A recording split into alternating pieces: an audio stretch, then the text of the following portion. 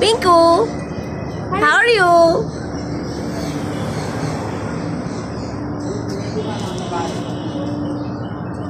এটা কার পাখি? তোমার পাখি? অনেক সুন্দর।